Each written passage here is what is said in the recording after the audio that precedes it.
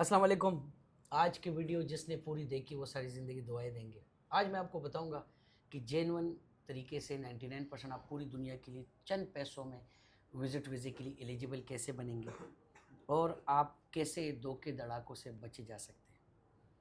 याद रखें, पहले मैं ये भाई से गवाही लूँगा कि आज मैंने इंतहाई टेक्निकली चीज़ें आपको बताई। जी, बिल्कुल बताइए। 100% समझ आई आपको? 100% आप मुतमईन है कि वाकई मुतमईन हूँ, जेन्युइन काम क्या होता बिल्कुल है? जेन्युइन काम है और जो फ़ीस है वो भी इसके मुताबिक जो है ना बहुत कम है। कम है ना? जी, बिल्कुल। आप बताएं, कितनी बात समझ आई आपको? हाँ। आज आप आए हो, जी बिल्कुल। 2 लाख रुपए देते? नहीं।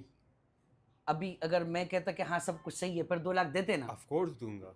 लेकिन मैंने उसमें से कमियां बताई जी जी। कि ये वजूहात है वीज़ा ना लगने के। ना लगने की। आज मैं इनसे पैसे लेता, प्रोसेस करता, वो कंसिडरेसी फीस नहीं थी। क्यों? चांस नहीं है वीज़े के चांस मैं नहीं है। पैसे लेके, तो अपने पैसे लेने के लिए मैं इसको वो नहीं कर सकता। अब जो मैंने चीज़ें समझाई, जी।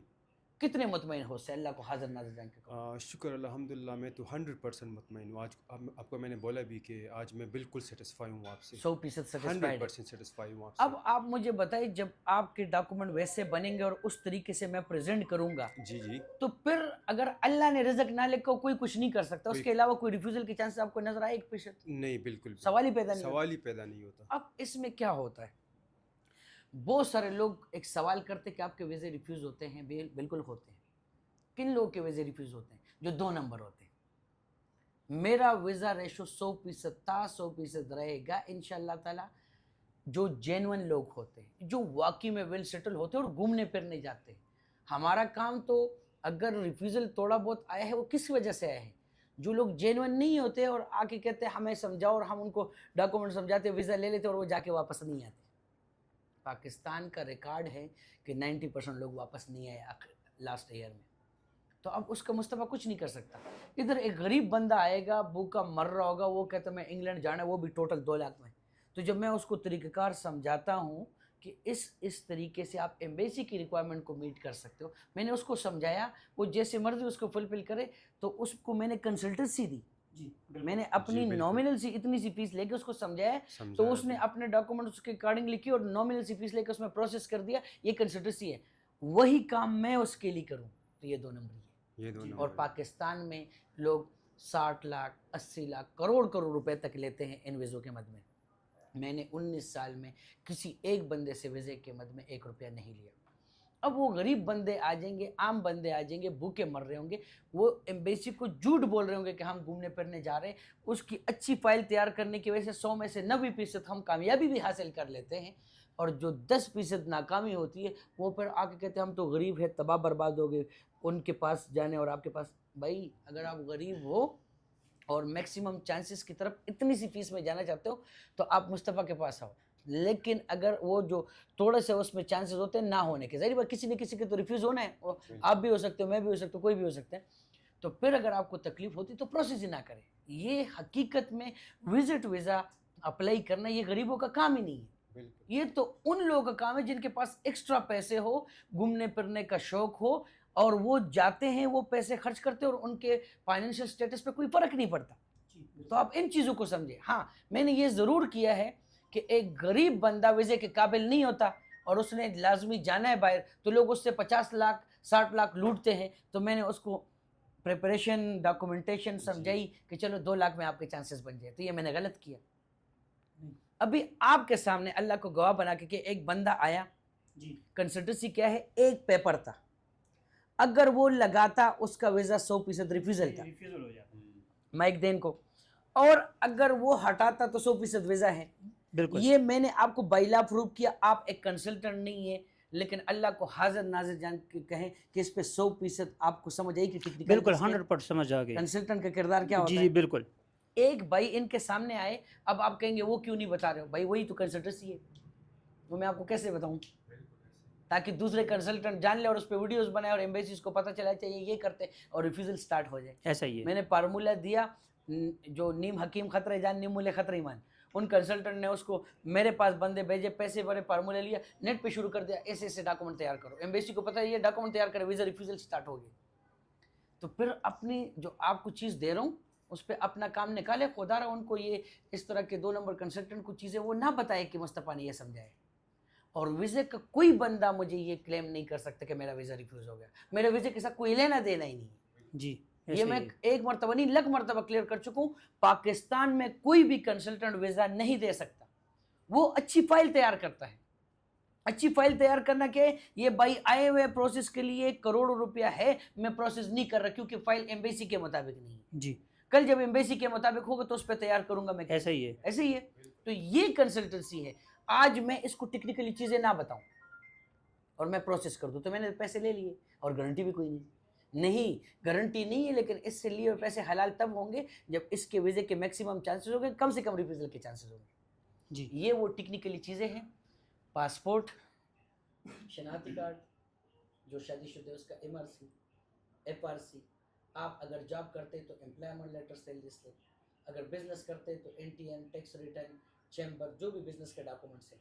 آپ کی 6 مہینوں کی بینک اسٹیٹمنٹ جس میں 18-20 لاکھ روپے کم سے کم کلوزنگ بیلنس موجود ہو.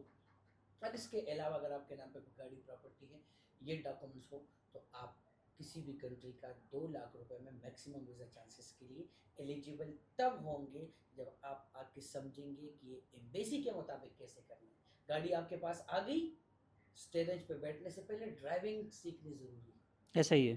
ڈاکومنٹس آپ کے پاس ہے, ایمبیسی کے مطابق کیسے ہونا ہے, کسی پروفیشنل کنسلٹنٹ جس کے پاس واقعی اتھینٹک نالج, اس کے پاس جانا, اس سے یہ سوال کرنا کہ میں ایلیجیبل کیسے بنوں گا. میرے پاس آ کے لوگ کس سے قطاریں شروع کرتے ہیں, یہ ہوا, اتنے پیسے لیے, ادھر گئے, 9 سال ہو گئے, 42 لاکھ ادھر گیا, 8 لاکھ ادھر گئے. نہیں, میرے پاس آ کے ایک ہی سوال کرو, مصطفیٰ بھائی ٹوٹل خرچہ کتنا آئے گا؟ 2 لاکھ. اس 2 لاکھ میں کیا شامل ہے؟ سب کچھ شامل ہے. ایمبیسی کی فیس شامل ہے, اپائنٹمنٹ شامل ہے, ہماری کنسلٹنسی شامل ہے. ایمبیسی کے لیے جو انیشیل ریکوائرمنٹ ہے جس میں فارم ہے, آپ کا انشورنس ہے, ریزرویشن ہے, ہوٹل بکنگ ہے, یہ ساری چیزیں اس میں شامل ہے. اس کے علاوہ کوئی 1 روپیہ نہیں. اب 2 لاکھ آپ نے مجھے ڈاکومنٹ دیے, وہ ویزے کے قابل نہیں, تو ہم کیا کرتے, اسی 2 لاکھ میں 20,000 پہلے لے لیتے, آپ کو سمجھاتے ہیں کہ یہ ڈاکومنٹ اس طریقے سے ریڈی کرو. پھر وہ ڈاکومنٹ ریڈی کرنے کے بعد جب آپ آتے ہو, وہی 20,000 کاٹ کے 1,80,000 لے کے اس میں پروسیس کرتے ہیں. جی میرے لیے آسان یہ ہے کہ پہلے دن ہی اپنی فیس لو اور آپ کا اپلائی کرو, آدھے گھنٹے میں کر, پیسے جیب میں, اللہ حافظ. اس سے کیا ہوگا, پھر میرے بھی جس طرح آج کنسلٹنٹ جب میں ویزے دکھاتا ہوں ان کو سمجھ نہیں آتی ہے کیسے لگنا, کیونکہ وہ اپلائی کر رہے 100, 2 ویزے لگتے نہیں ہیں. ادھر میں 100 میں سے 95 ویزا دکھا رہا ہوں.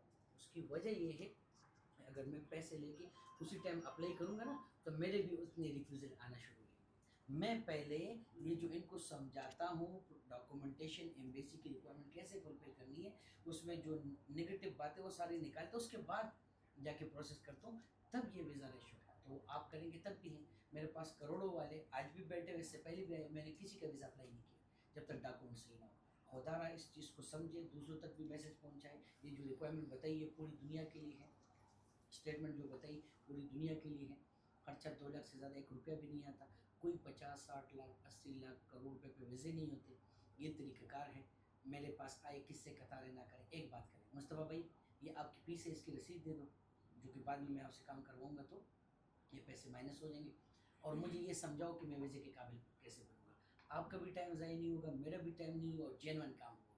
آپ کس سے قطاریں کریں گے, اور پھر میں کہوں گا یہ فیس اسٹرکچر ہے, اور آپ کہیں گے میں نہیں. بھائی اگر آپ نے نہیں دے تو آئے کیوں ہوں؟ اگر آپ کو یقین نہیں کیوں ادھر آئے ہو؟ وہ 2 کے دڑاکوں کے پاس جاؤ, خوب تک جاؤ تب آ جاؤ.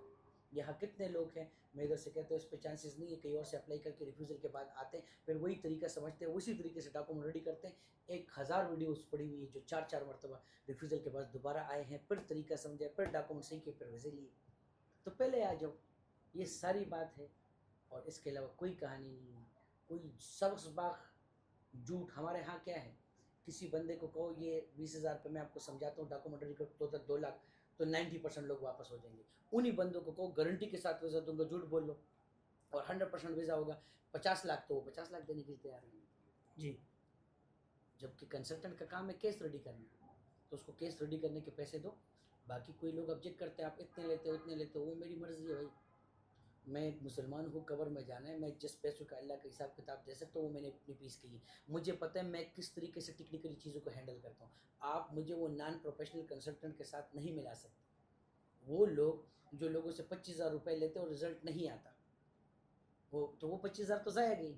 ادھر اگر میں فیس لے رہا ہوں اس میں سارے خرچے بھی کر رہے ہیں ایمبیسی کے، اچھا کیس تیار کرو جس میں 98% رزلٹ دکھاتا ہوں، تو پھر اس میں میری فیس اتنی بنتی ہے. سمجھ آتی ہے تو ویلکم، نہیں آتی تو پورا پاکستان بھرا ہوا ہے. میں نے آج تک کسی ایک ویڈیو میں بھی یہ نہیں کہا کہ میرے پاس آ کے مجھ سے کام کراؤ.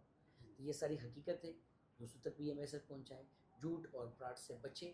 کوئی ویزا جو ہے نا وہ پیسوں پہ نہیں لگتا، پروسیس پہ لگتا ہے. پروسیس سمجھیں اس کے بعد پروسیس کریں، نہیں سمجھیں گے تو سبز باغ اور جھوٹ پہ نقصان اٹھائیں گے. تھینک یو، السلام علیکم.